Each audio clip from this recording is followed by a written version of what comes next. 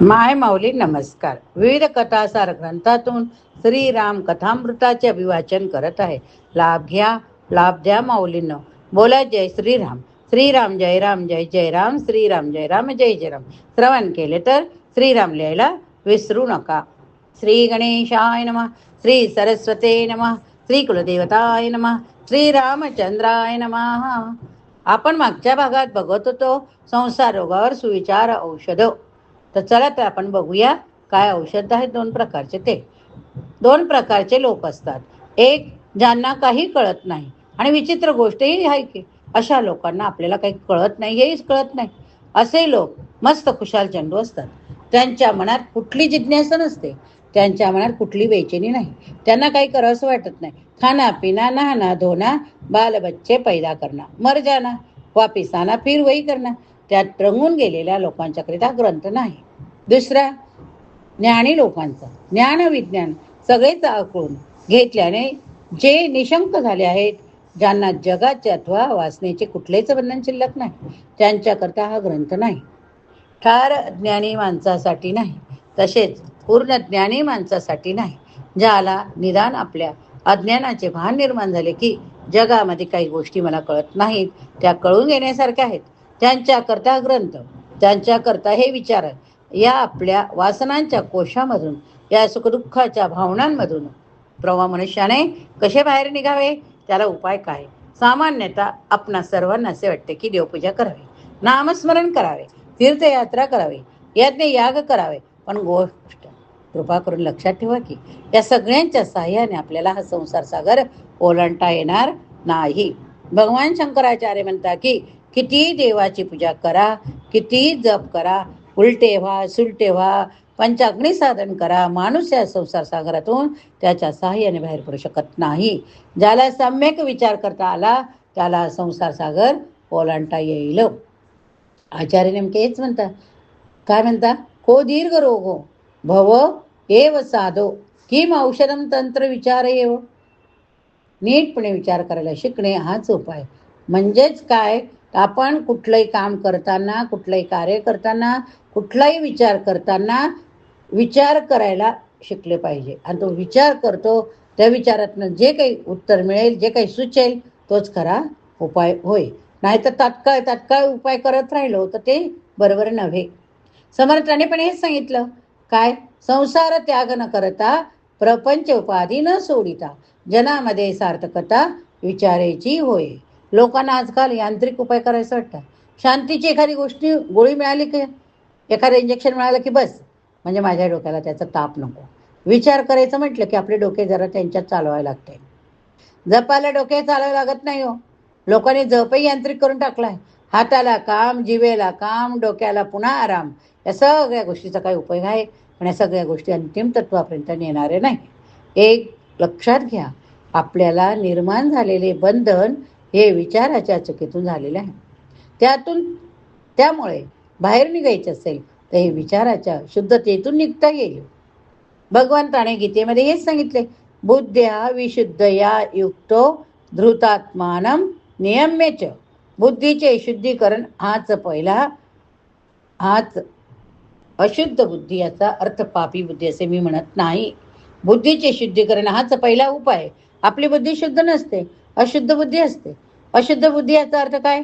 पापी बुद्धी असे मी म्हणत नाही, किंवा पापी बुद्धी नव्हे. पण आपल्या बुद्धीमध्ये नेहमी राग द्वेष असतात, प्रिय अप्रिय, चांगल्या वाईट, माझा त्याचा, हे सगळे भाव असतात.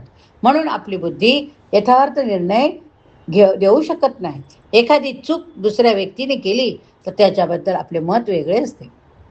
पण तीच चूक माझ्या घरातल्या कुणीतरी केली की आपले मत बदलते, आपण लगेच समृद्ध होतो. हे विशुद्ध बुद्धीचे लक्षण नाही.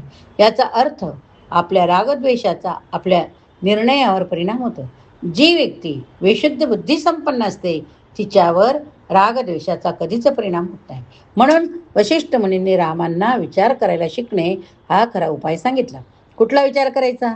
1,00,000चे 5,00,000 कसे करावे, निवडणूक कशी जिंकावी, असल्या विचारांचा या ठिकाणी संबंध नाही बरं का. कसला संबंध आहे का? कोहम कस्य च संसारो विवेकेन विलयती. खरंच आपण असा विचार केला का की मी कोण आहे, मी कोण आहे, आपला परिचय देताना आपण लगेच म्हणतो, आपले नाव सांगून टाकतो. पण म्हणजे काय? आपण जे नाव सांगितलंय ते आपल्याला चिकटलेले नाव आहे. ते बदलूही शकतं. संन्यास घेतला तर लगेच बदलेल, दत्तक गेला तरी बदलेल. नाव कायमचे नाही. हा देह म्हणजे तरी मी काय? या देहात मी कुठे आहे? हात कापला तर मी राहतो, पाय मोडला तरी मी राहतो, नाक कापले तरी मी राहतो, डोळा गेला तरी मी राहतो. एवढेच नव्हे तर आपले हृदय बदलले तरी मी राहतो. हृदय म्हणजे रक्तपंप करणारे यंत्र, ते म्हणजे मी नव्हे. आपण सतत मी म्हणतो, पण हा मी आहे कुठे? गंमत ही की जगात आपली सगळ्यांची ओळख असते. यांच्याशी ओळख, त्याच्याशी ओळख, हा आपला, तो तबला, सगळे आपले. मात्र आपली स्वतःची ओळख नसते. स्वतःची ओळख करून घेणे हे खरे ज्ञान आहे. म्हणून समर्थांनी ज्ञानाची व्याख्या केली. पाहावे आपणास या आपणा हा काय नाव ज्ञान. खरंच आपण आपल्याला बघा. आपण आरशात बघतो ते सौंदर्य वेगळं होते, बाह्य सौंदर्य. छानपैकी मेकअप करतोय काय, साबण लावतो काय, तोंड धुतो काय, सगळं काय काय करतो. पावडर लावा, लिपस्टिक लावा, काजळ घाला, बिंदी लावा, टिकली लावा, सगळं काही करा. पण ते फक्त काय, वरवर पाहणं. म्हणून समर्थांनी ज्ञानाची व्याख्या केली. आपण आपल्याला पाहायचे म्हणजे की आरशात पाहतो बरं ना. आरशात आपल्याला आपण दिसत नसतो. आपला चेहरा दिसत असतो. मग मी आहे तरी कोण? पण या गोष्टीचा विचार आपण कधी केला नाही की हे तुम्हाला जाणवेल. तो करणे आवश्यक. तो केल्याशिवाय अध्यात्मातले शेवटचे प्रश्न सुटत नाही. देवपूजा, यज्ञ, याग, नाम जप या सगळ्या गोष्टींनी हा प्रश्न सोडविण्याची पात्रता आपल्या अंगी येते. विवेकेन विलीयते. विवेकेन विलीयते याचा अर्थ आधी आपले मस्तक शांत व्हावे लागते. आपली बुद्धी कशी असावी? वशिष्ठ मुनी म्हणतात की आपली बुद्धी शीतल असावी. आजकाल संगमरवरी असल्यामुळे सारे घर थंड असते. एसी चालू असल्यामुळे सगळी हवा थंड. फ्रीज मधले पदार्थ किती थंड. आपल्याकडे सगळं थंड करण्याची व्यवस्था आहे हो. फक्त डोके गरम झालेले आहे. हे डोके थंड कसे करायचे त्याकडे आपल्याकडे काय, आपल्याकडे रामकथा आहे. रामकथा, राम रक्षा आहे. रामाचं नाव घ्या. श्रीराम जय राम जय जय राम जप करा. डोकं नक्की शांत होईल, थंड होईल. चला करून बघा तुम्ही पण.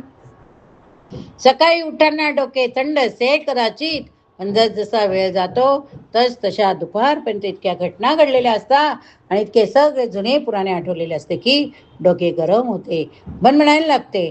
मग यावर उपाय काय? दिवसभर काम तर झाले पाहिजे, पण आपले डोके गरम होता कामा नये. अनेक शेतकरी बंधू असे करतात की शेतामध्ये विजेचे यंत्र चालू, पण विजेचा मीटरशी संबंध तोडलेला असतो. त्यामुळे मीटर वाढत नाही, पण पाणी मात्र मिळत असते. यालाच योग म्हणतात. याचा अर्थ तुम्ही वीज चोरा असे मी म्हणत नाही, पण याच पद्धतीने दिवसभरातला आपला कार्यक्रम जशाचा तसा चालावा, पण डोक्यातली शांती जरा देखील हलू देऊ नये. डोक्याच्या मीटरचे कनेक्शन तोडून टाकावे. हे जमलं की त्यालाच योग म्हणतात. जे होईल ते चांगलं होईल. जे होणार आहे तेही चांगलं होणार आहे. पुढेही जे झालं चांगलं होऊ दे, वाईट होऊ दे, पण वाईट जरी झालं ते चांगल्यासाठी होणार आहे हे आपल्याला उद्या उत्तर कळेल. म्हणून डोकं शांत ठेवा. हे जमलं की त्यालाच योग म्हणतात. भगवंताने गीतेत यालाच योग म्हटले. दुःखाचा वियोग करणे म्हणजे योग. तम विद्या दुःख संयोग वियोगम योग संतम. योग दुःख संयोगाचा योग म्हणजे योग. दिवसभरातल्या सगळ्या क्रिया आपल्याला करता आल्या पाहिजे, मात्र त्याचा कुठलाही परिणाम आपल्या चित्तवृत्तीवर होता कामा नये. असे खरंच करता येईल का हो? आपल्याला हे जमले पाहिजे. जमेल का? बघा करून. जमतंय का? जमणं कठीण आहे हो, पण तरी पण प्रयोग करायला हरकत नाही. चेतोन्मेष निमिषाभ्याम संसार शदय क्षयो वासना प्राण संरोधात अनिमेषम मनः करू. समजा आपण रात्री झोपलो, फार व्यवहारिक विचार आहेत. आपल्या जीवनात फार चिंता आहे हो. समजा आपली 1 कोटी चालू आहे, मुलीचं लग्न होत नाही, जायला नोकरी नाही, अशा अनेक चिंता आपल्या आयुष्यात असतील. त्यामुळे आपले डोके भणभणत असेल. रात्री आपण निजलो आणि झोप लागली. रात्री आपण निजले असताना या सगळ्या प्रश्नांची उत्तरं आपल्याला मिळालेली नव्हती.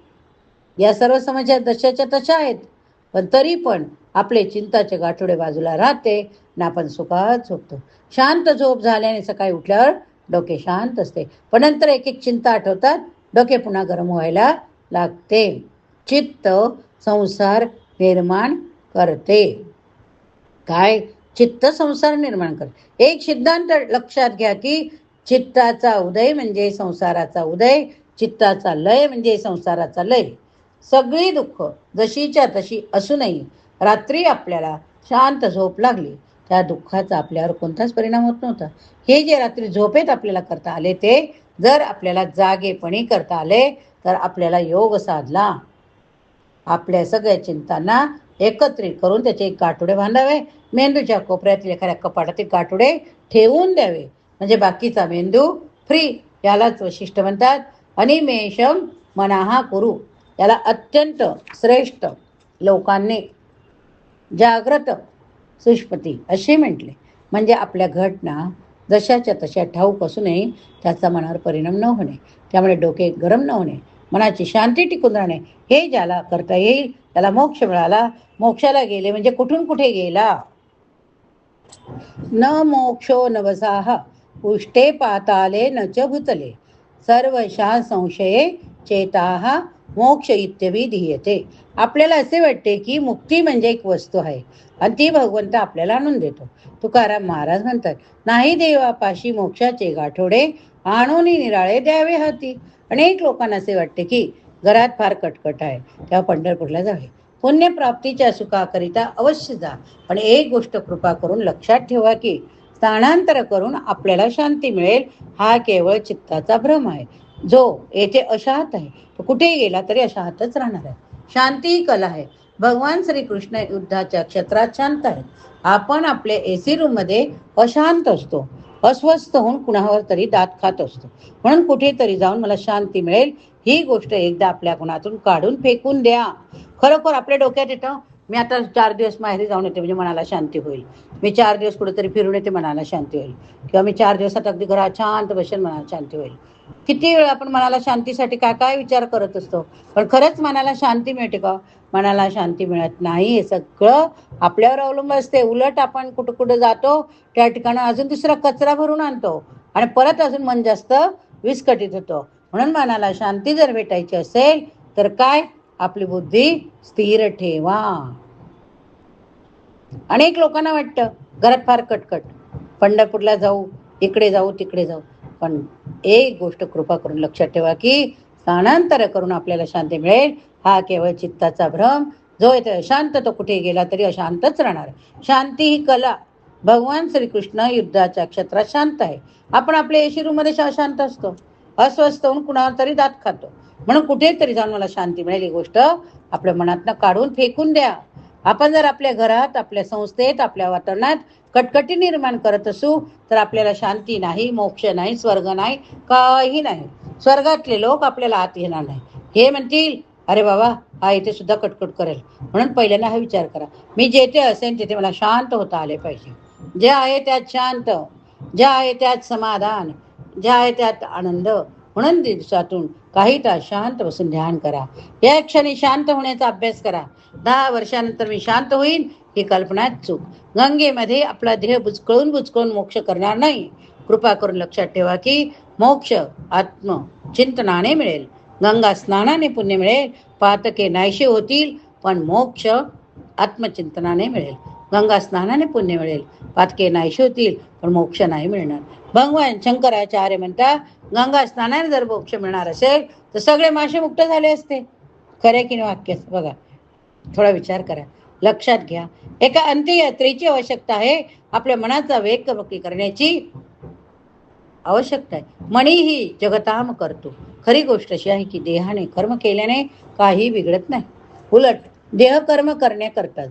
लक्षात ठेवा, देहाचे कर्म जर सुटले तर म्हातारपणही लवकर येईल, अशांती वाढेल. फार तर कर्माचा स्तर बदलावा. देहाने कर्म करीत जावे, पण मनाचे यंत्र बंद करून ठेवावे.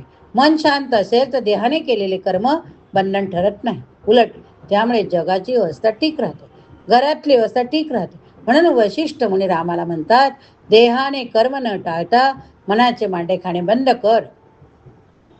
खरोखर आपण किती मनाचे मांडे खातो, बापरे, क्या गोष्टी मनातल्या मनात किती काय काय काय ठरवतात. माणूस कर्मातून जास्त अपेक्षा ठेवतो. म्हणूनच मनाचा वेग कमी करावा. मनाचा वेग कमी करण्यासाठी वशिष्ठ मुनी रामांना 4 उपाय सांगतात. कोणते 4 उपाय सांगतात? 1 सत्संग, 2 वासना त्याग, 3 अध्यात्मशास्त्र विचारणम, 4 प्राणस्पंद निरोध. हे 4 गोष्टीचा विस्तरित भाग आपण आता पुढच्या भागात बघूया.